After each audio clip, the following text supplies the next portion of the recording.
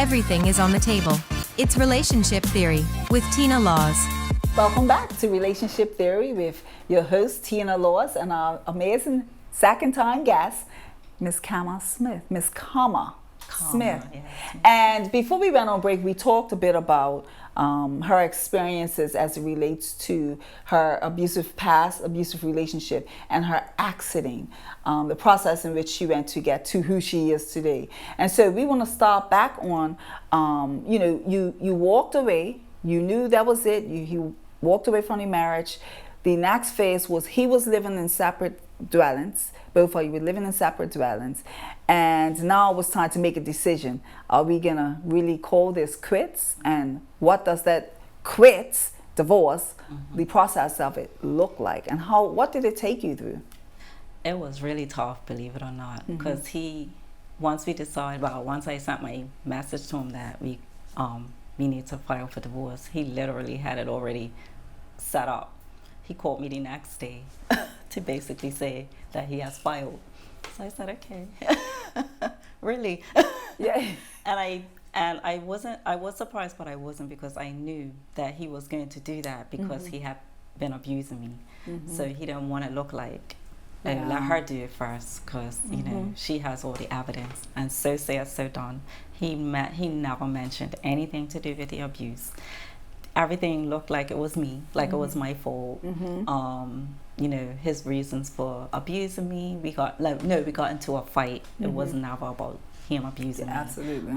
I was just a crazy, horrible wife, and he didn't have a choice but to have an affair and whatnot. So I was just like, wow, I was really upset. Like that really broke me. Like I could not believe that he would do that, but I wasn't surprised, and I was like, okay. So I left it because I didn't know what to do. Further traumatizing. Think about what was going on. He had clearly moved on. Like the next day, he was with his girlfriend that he never said he was with, that like lied about, and I was fine. That wasn't my problem, about the fact that you lied to make everybody think that I was horrible.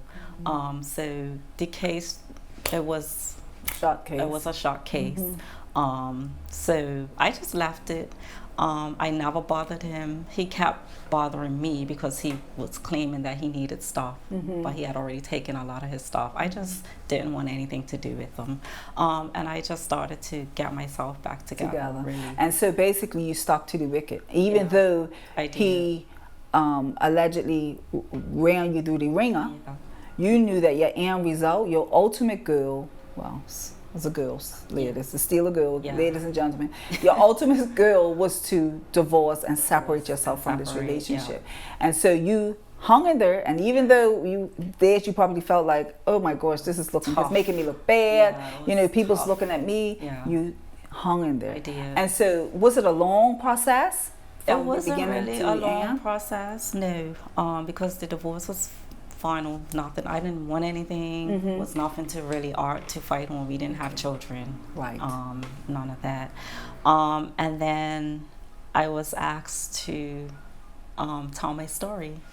Yes. And that's when it started. Yes. That's when it all came out about what he was doing, because he had clearly had a story formulated about why we weren't together.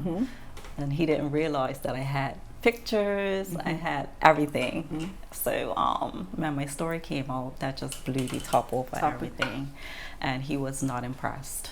One of the things I want to stop and pause on is your pictures. Yes. And sometimes we don't think about it as much, or we don't want to nobody else see these pictures or proof. But it's very important to get pictures, not just to be able to tell your story one day, to prove that yes, after he was bad-mouthing me or she was bad-mouthing me, this is the proof. But what if you don't survive? That's right. And what if, for instance, you have a family, or you have a mortgage, or you have a business together, and nobody believes you? So I think it's very important to have those pictures, because that proves, I've not had a voice in this relationship for so long. Here you go. So and I think that was my main reason for doing it, because I had a daughter, and I was like, I even have a letter that I still have in my safe deposit box, to basically say, if anything happens to me, this is why. I haven't been there because I just haven't had the courage to go there yet to get it. But yeah, I had to because was writing a journal and he found my journal and destroyed it. So he didn't know that I had taken pictures. So I was like, yeah, I have to do this. And a safety deposit box. Yes. Listen, ladies. Yes, I have a safety deposit box, and yeah, I had pictures. I had a lot more, but I don't know where they are. But enough that people can see what I was going through. That I'm not crazy. That this man was physically abusing me. The other thing too is that as a professional woman, you know, HR working in your remit, having to, you know, in some instances, reprimand staff even, you know, how did you feel? How did you feel going to work now and having to, if you had ever had to reprimand a staff member or certain things, knowing that you were broken and you were dealing with somebody at home? How did you manage? How did you manage your job? It was very difficult. One time I broke down at work. My manager, my boss came to me at the time to ask me to do a project, and he had physically assaulted me that night, and I hadn't had any sleep. So when I got to my office, I was just trying to go about my day, and when she came to my office to tell me, I just broke down, and she was just like, what's wrong? And so she closed the door, and I just blurted out. That was the first time I told basically anybody that I was abused, and she was so upset and shocked because she could not believe somebody was doing that to me, and I was always so professional. But yeah, I never let it disrupt my work. And that's the other thing. A lot of people think that you're supposed to come in. They wouldn't have believed that you was going through that because you didn't look battered, you know, and covered it up. I always makeup. Exactly. And then the emotional scars, nobody can see them, right? But because you're so professional, that was also another focus, that you can come in and you loved your job, because I know you love your job, right? And so that's another focus. But one of the things too is telling that person, the beginning of telling that person. What was that like, the evening when you walked away from your job and you had just finally let it out? I was scared because he knew that, because my dad, she called my dad. Okay. My dad's like a huge person in the community, and he basically made up a whole big lie, said that's not true, you know, she's going through stuff, blah blah blah. My dad was just confused. So basically I just had to go through the flow with it again. Yeah, it's a part of. And my dad, when he found out what really happened, he was, I mean, when I tell you, he was really upset. He could not believe. He said I was bamboozled, basically. You know, this man bamboozled me. Like, he made me believe that, you know, he's such a good, decent guy, and he was beating up my daughter, like, so, and he's in the church. So to see him, like, really break over this, it was really hard, but. And that's the other thing, you know, people, I think we should, you know, people need to know that it doesn't have a face. And most times you find, and maybe 15 to 20% of the time you can see a battle a mile away. But most of them, you can't see. That's how we all got in those relationships, because you can't see it. So, you know, they wear that mask, you know, and so, you know, it's very easy to fall prey to that situation, because family and friends look and say, they're so nice and so sweet. Those are the ones they work on right away. They work on our family and friends right away. Definitely. And so I get that. You know, I could recall that as well. I get that. The other thing is, what about, okay, so you're on your job now and everything's functioning, you got it out in the open, and so forth. How did you manage with your family or his family? I actually removed myself a lot from his family, because they were, this isn't, that's all I'll say. It was nothing I could say or do to convince them that he done anything to me. My family and I are very close. I didn't really tell them anything, but they knew something was wrong, but they just couldn't really pinpoint it. Put the finger on it, and then when I did mention it, they was like, I knew something was not right with him, because he stopped coming around my family from like the first time that he hit me. He stopped because his excuse was, well, they don't like me anyway. I said, yeah, you think they don't know what you've been doing? They probably won't tell me, but I know they know something. He's like, yeah, they just don't like me. So that was his excuse for not coming around. But yeah, it wasn't a surprise to them. that he was abusing me. He was abusing. My daughter was very, very upset. She knew something was wrong because she had seen how he was. Yes. The times when she was him from school, she saw his behavior, but she had no idea that he was actually physically assaulting me regularly. So, talking about that, your daughter, her being a young woman, you know, most parents, whatever our past looks like, good, bad, or the other, we take pride in making our children a better version of ourselves. And knowing that your daughter had seen or witnessed in some form the abuse, how did you manage that? I blame myself for it. Yeah. I said, it's me. I'm just acting out. So it's because of me. Why? She's looking at me like, really, mama? Like they don't know. She's a college-educated psychologist, and she's like, really, mama? Yeah. That's what you're gonna run with? She goes, that's fine. That was the last time I really saw her when we were still together. She says, that's the last time I'm gonna be at this house since you wanna blame yourself for it. And that was it. And so once I was gone, she was just like, mama, I can't believe you said that. I know. Some of the things we look at. Yeah, I don't know either. That was just the best thing I could come up with. And I think that's a defense mechanism we all use. I was defending them. Yeah. And also defending ourselves so that we don't look stupid. We think we're looking stupid to the other person. So the first thing we say, oh no, he's just acting like that because of me. Yeah. Right? And knowing full well that it's them, not, right? But I had to ask her to forgive me for keeping it from her. I was like, I would never do that again, and I don't ever want you to see me in this situation ever again. And I just apologized and asked her to forgive me. What about her being afraid that she might repeat that? Yeah. Well, I know she won't. Right. Okay, because she's seeing it. Yeah, she's seeing it. She's a very strong individual. She wouldn't even tolerate somebody screaming at her.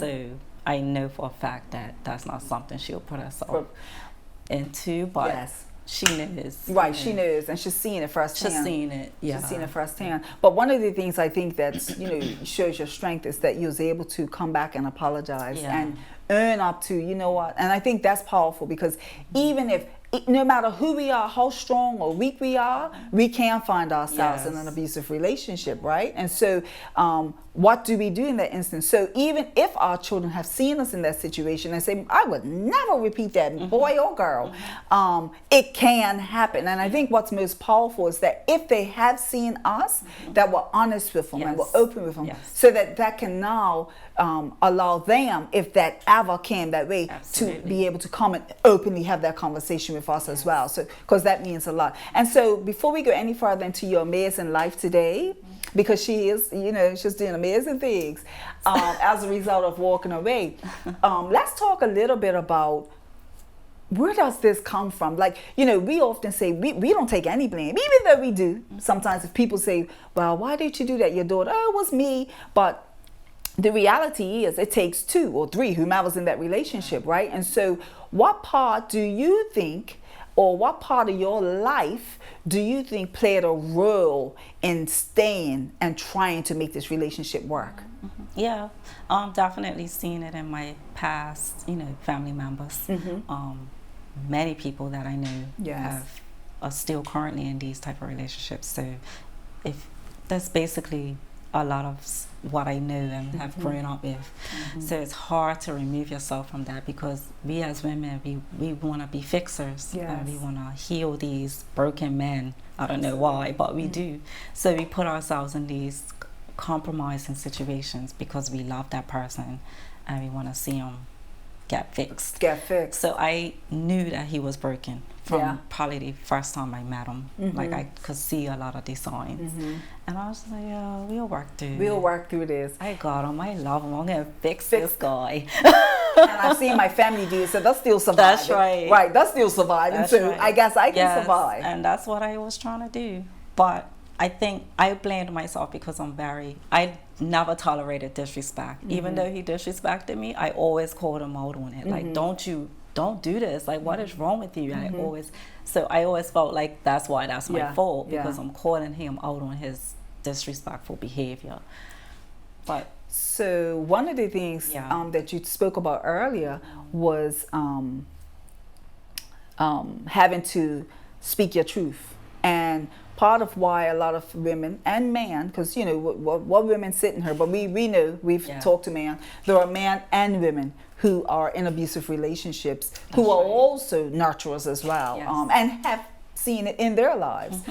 Their mom might be the batterer. We don't know, you know. And so this goes, it could be any family. It could be man, woman, young boy. It could be same-sex relationships. We got all of that, you know. So it happens in relationships, 2 people, 3. But one of the things I think is so powerful, and was powerful for me and many people, is just being able to verbalize that I'm being abused. It's so powerful when you can tell somebody I'm being abused, because that's the thing in which you have suppressed for so long to keep it a secret that we forget that, wait a minute, what, this is powerful that we can speak this. So I don't know about you, but I'm sure too that when you was able to tell your boss the first time, a stranger per se, that this is what's happening, nobody could stop you ever since, right? No, it's been going on. Exactly, it's just a freedom. I tell people, I'm a victim of abuse. I'm a survivor. Yes, a survivor. Yes. And people look at me like, wow, really? And I have met so many amazing people on this journey.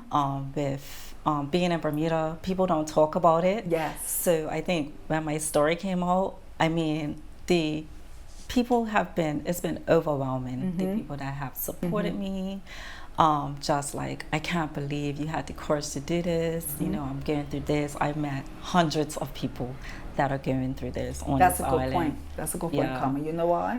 Because that's it right there. A lot of people don't think, they don't realize that when you do express it, because I know myself from you personally, that so many people have thanked you because they are going through it. And so, you know, just by you expressing your story and talking about the things in which made your skin crawl, initially, now your skin don't crawl, right? But initially made your skin crawl, you've met so many people, and by expressing yourself, you've helped other people free themselves. So when people feel like, I don't want to say nothing because they're going to look at me in some way, you're a professional woman. And just by telling your story, you've made so many different friends in different circles. I mean, you're on relationship theory. Helping people once again, right? I am. Exactly. So one of the things I wanted to talk about is our young girls and boys, right? What is some of the things that you would say to young girls that, you know, we recognize, because, you know, it starts so young, and sometimes even before we know they're dating. What's some of the things that we can tell parents that they should look out for when the behaviors might change, or they all of a sudden, behaviors may change. They may just stay home all the time or not answer the phone. What's some of the things in which you feel like as a young teenager, parents can be watching out for? Goodness, it's so many things. So many. But for me, I removed myself from my family and friends. That's the first thing that people should look out for. When they start saying, oh, I'm not coming by, or I'm staying home, that's a huge red flag for people that you know are going through abuse. And when they show you who they are, please believe them. Honestly, I saw who this person was and I just refused to believe it. But eyes wide open. But when they show you who they are, just believe it. And try to have somebody that you can talk to. I think that's so important. Like, I really didn't have anybody. I didn't want to, but I wish I did, because I think it would have helped me to leave a long time ago. Like, I had my therapist, but like, I didn't have my friend, my daughter. I was protecting all of these people, but I think if you have someone there that's there to protect you, it helps for you to get away and try to remove yourself from that situation, if at all that's what you're gonna do. Then that's the other thing. You know, you may not want to go to your family and friends because you're trying to navigate, and you may not be ready to walk away. But in the midst of this, find a therapist, find a support group, even if it's just a stranger that you feel comfortable with, that you can just have that conversation with, so that at least while you're trying to navigate, how am I going to do this? Am I going to do this? What does this look like? You could be expressing yourself, getting it off your chest. And as we know, many people have been through it. So whomever you open up to, they shock you with the, I saw it. I know. I've been there. Yes. You know, like, really? Exactly. You know, people know. So we think we're hiding. But and people know. People see it clear. They do. People see it clear. So before we get into the meat of this conversation, we're going to take a break. And when we return, Kama is going to talk about where and who she is today and how she has forgiven herself throughout it all. You don't want to miss it. Relationship Theory. We'll be right back after these messages.